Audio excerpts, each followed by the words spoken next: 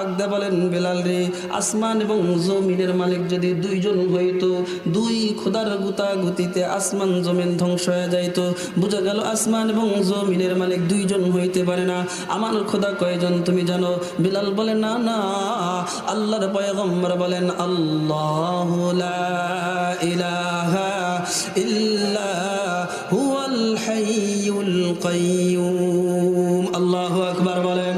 আল্লাহর পয়গম্বর ডাক দিয়ে বলেন বেলাল রে, আসমান এবং জমিনের মালিক আল্লাহ, আমি তো ওই আল্লাহর ইবাদত করি, গোলামি করি যিনি আমাকে সৃষ্টি করেছেন, যার হাতে আমার হায়াত, যার হাতে আমার মওত, ওই আল্লাহ ছাড়া ভিন্ন কারো কাছে আমি মাথা নত করি না।